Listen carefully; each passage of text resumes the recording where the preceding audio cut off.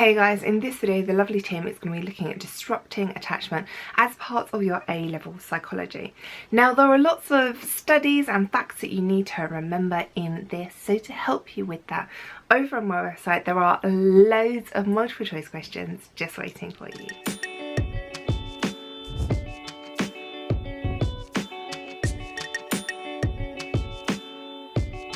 Already seen in this unit how forming attachments, even if that's just a single strong attachment to a primary caregiver like a biological mother, is critical for the normal and healthy psychological development of children. These attachments have a massive impact on their emotional, social, and physical health in later life. As we've already seen, however, from studies, attachment can be disrupted, and there are two main ways that this can happen. The first of these is separation. We can define separation like this. The child is removed from their primary caregiver to which they have formed a strong attachment. Separation is usually temporary. It's for a relatively short amount of time, perhaps hours or days, rather than weeks, months, or permanently. Quite often, this is the removal of the child from the mother, perhaps by the state to be taken into care. Rather, it can be the removal of the mother from the child, perhaps due to bereavement, or again by the state. The second type of disruption is known as deprivation, and we can define deprivation like this: the removal from the child of something which is strongly wanted or needed, such as their mother. And remember that the biological mother is often, but by no means always, the primary caregiver in attachment. Quite often, deprivation is for a much longer amount of time. Rather than being temporary, hours or days, it can be weeks, months, or even forever. It can perhaps be permanently. There are many different types of deprivation. There's lots of things that can be removed from a child which they strongly want or need: food, care, shelter. But the most common is the removal of the mother. Quite often, this is known as maternal deprivation. Bowlby, writing in 1953, put forward the theory that long-term separation from the mother could be damaging for a child in the long term, something which today seems obvious, but in the past, when times were harsher and many children, especially after World War II, ended up in social care or the care of the state, this was a less obvious theory. This deprivation, as we've already seen, is maternal deprivation, the removal of the mother, and Bowlby therefore called this theory the maternal deprivation hypothesis. This hypothesis has two main parts. The first part of the hypothesis is this: that removing the main caregiver, usually as we've seen the biological mother, during the critical period, the first few years, constituted maternal deprivation, and that this would have long-term detriment to the mental health, social development, emotional health, and even physical development of the child. The second part of the hypothesis was this: that maternal deprivation would have specific long-term effects, including separation anxiety, becoming anxious or distressed when you are separated from someone. These long-term effects would cause and lead to behavioural and emotional problems in later life. An example might be being clingy or heavily emotionally needy, or indeed long-term separation anxiety. All of these may need therapy or treatment to be managed. The study that formed the basis for Bowlby's maternal deprivation hypothesis was done in 1944. The year of the study is unusually important in this case. 1944 was roughly 12 months a year before the end of World War II. At this period, especially in Europe, there were huge numbers of separated parents and children. So looking into maternal deprivation was a matter of urgency to try and care for and help those children and understand what effect that deprivation might have on them in their later lives as they grew up. This was textual research. It was done in wartime, so resources were very limited. It has to be done textually. It was based on the background of 44 case studies, 44 individual children. Each of these 44 case studies was a teenager between the ages of 12 and 18. All of them had been convicted of theft or a similar minor crime like burglary. Because of this conviction, they'd been referred to the medical and psychological clinic at which Bowlby worked. So although this was a textual study of their backgrounds, he also did have experience in working with the children. To make the experiment more reliable, Bowlby also examined a control group. This was to set a baseline, the traditional purpose of a control group. This control group was formed by 44 teenagers who were perfectly normal and standard. They hadn't been convicted of any crimes at all.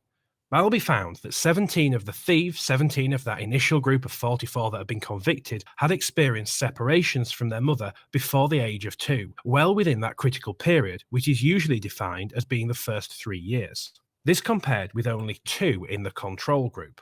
14 of the thieves, 14 of the 44, had been diagnosed as affectionless psychopaths, a very severe term that probably wouldn't be used today, but was in common usage then, especially clinically. What this means is that they had no concept, no care for, and no understanding of how their emotions and actions could and did affect others. Of these 14 thieves, 12 of them had experienced separation from their mothers, the primary caregiver, during this critical period. From this textual research, Bowlby came to a strong conclusion that deprivation of the infant, especially separation from their main carer, usually the biological mother, had very serious long-term consequences. This was to an extent already known, but through this research and these backgrounds, Bowlby was able to provide some evidence. A second was that these consequences were harmful to the child. They led to serious psychological problems in later life, and these could manifest at any time. They could manifest in later childhood, 7, 8, 9. They could manifest while the child was a teenager between 12 and 18, or they could manifest in adulthood. It didn't lead to an inevitable psychological problem at a specific given point in life. A third conclusion was that these consequences were harmful to wider society. They had a tendency to lead to criminal behaviour, psychopathy, aggression, and these psychopathic tendencies that we've already seen, an inability to understand how your actions have an impact on those around you. The results had shown a strong correlation, but not a causation. There was a link between maternal deprivation and psychological problems, and that is a correlation. But instead of one directly causing the other, it's possible that a third, outside, unknown factor such as poverty may have caused both. It's also possible that factors like culture or geographical area could have caused both maternal deprivation and psychological problems later in life. The results didn't give a direct causal link.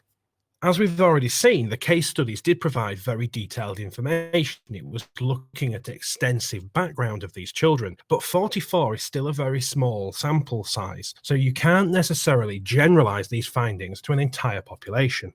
Also, since all 44 of the teenagers had been referred to that same single clinic where Bowlby worked, they all had similar properties. They all had the same cultural backgrounds, they were all of the same rough age to within a year or so, and they all came from the same geographical area. Another factor to consider is that this study relied entirely on retrospective data. Retrospective data is data from the past, not from the present. Bowlby was looking backwards in history rather than studying what was happening currently, and that limits the reliability of the experiment, and then by implication limits the reliability of the causation and correlation found.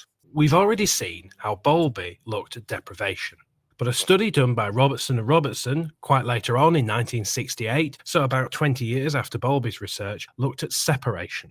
This study also, however, did provide evidence in support of Bowlby's maternal deprivation hypothesis that we've already seen. Several children, but a relatively small number, were chosen for this study. Each one of them experienced short but repeated separation from their main caregiver, usually, but not always, the biological mother. One boy, to take an example, had a short stay of about a week in a residential nursery, and this happened while his biological mother was giving birth to another baby. These separations and how they affected the children were observed, recorded, and sometimes even filmed. In particular, what the researchers were looking at was the reactions, actions, and emotions of the children as they dealt with this short-term temporary separation. Several trends developed. For the first few days of the separation, most children showed negative emotions. They showed signs of stress, dismay, or anger. Often they protested verbally or through their actions at the separation, and they were generally confused about why it was happening. They were clearly deeply unhappy. Following this, they would then move on. They'd try and attempt to get attention from the staff and the nurses in the residential nursery. This usually failed, usually due to limited staff time and availability, rather than an outright conscious decision by the staff to ignore the children. Then they would move on to show emotional detachment. They would become more and more independent and physically active, as if they were recovering. But upon the return of their caregivers, their biological mother, most of these children would show a marked and obvious reluctance to display any affection or resume the attachment that they previously had. That bond of attachment, that secure attachment that they had with that biological mother, had been broken by the temporary deprivation. There is a single and sole obvious main conclusion from this research, and that is that short-term separation from a primary caregiver like a biological mother can have significant and negative effects in the short term, but also in the long term. This can happen when separation is necessary. It doesn't have to be accidental or forced, and it can be for entirely reasonable and proper reasons, such as we've already seen, a medical procedure. What's notable is that this study was done in a very naturalistic way. The children were observed naturally rather than in a laboratory. They were in a residential nursery, and it's not known if they were aware of the observations of psychologists. It's probable that either they weren't aware or that they didn't understand. So they were acting relatively naturally, and observer bias was probably limited. Because of this, the study did have very high levels of ecological validity, but it may have been less reliable. There was less good control of the many variables which would occur because it wasn't in a laboratory. But because the children were observed naturalistically, there was a high level of ecological validity. They were behaving naturally, and we can tend to generalize the results a bit more than we could in a lab. The sample size was very small, with only a few children, so trying to draw general conclusions is difficult to impossible. We can't stretch it out to apply to every child, even though it was in a natural environment. As we've already seen as well, each individual child will differ. There'll be individual differences from person to person. And that's another reason why we can't generalize these results to all children or an entire population. Obviously, there is an ethical issue with this study. These children were under stress. They were completely unable to give any kind of informed consent to being observed, but this wasn't really at the behest of the research. The research didn't command that these children were separated from their parents. It was going to happen anyway for perfectly reasonable reasons, and the researchers just took that opportunity to observe it. They didn't contribute to this unhappiness. But that said, the children were still completely unable to give any kind of informed consent.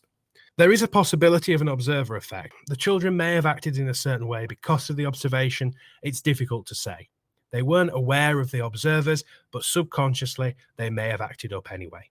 All of these are problems with this limited type of research. We've already seen how Bowlby's maternal deprivation hypothesis was developed and roughly widely accepted, and there is a large amount of research evidence to support the hypothesis, and indeed that hypothesis would seem obvious to most people. If you remove the mother or the primary caregiver from a child, they're going to suffer both in the short term and also later in life.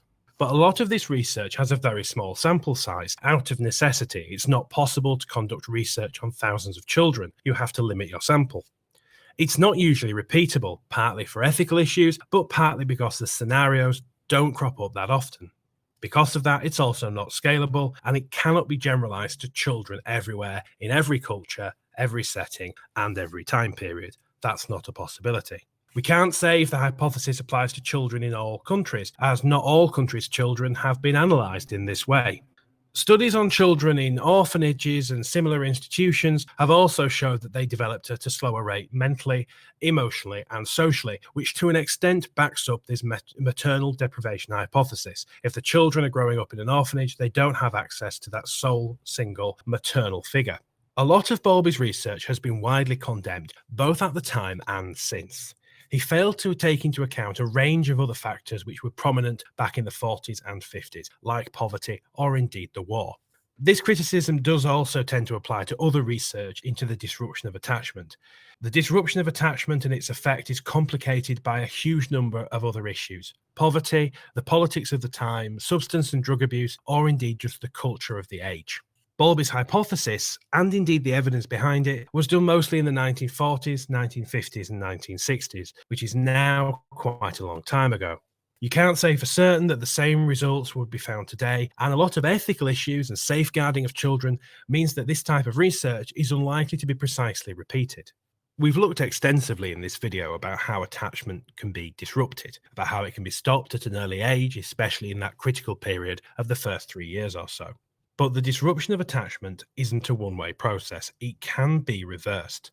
The disruption of attachment isn't necessarily permanent. A lot of the research done into the disruption of attachment has been done for this reason. It's been done to try and reverse this disruption out of good reason and restore the social and emotional health of children who've been damaged as this attachment has been disrupted. A lot of early psychologists, such as Bowlby, who we've already seen in the 40s and 50s, made an assumption that the consequences of disruption were permanent, that they couldn't be reversed. Research done both at the time and since has disproved this idea. It's shown that with consistent, high-quality loving care, the consequences of disrupted attachment, many of which can be very severe, can indeed be reversed. And we'll look at 2 example case studies. The first case study was found by Skeels and Dye in 1939. They found that children who'd been socially deprived, such as being in a residential nursery or an orphanage, for example, they very quickly returned to roughly normal development when they were placed in a caring and nurturing environment, usually a school where they could get one-to-one access. A second example was done by Kolachova in 1976. This was the case of 2 Czech boys. They had experienced extreme and cruel maternal deprivation, and this had been done at the hands of an abusive and mentally ill stepmother. When initially found, they showed very severe mental health problems, emotional problems, and even physical health problems like stunted growth. But once they were adopted and treated with care and love, they very quickly recovered. By the time they reached adulthood, they were entirely normal. Those physical, mental, and emotional health problems had disappeared, and they were considered to be healthy and entirely normal adults.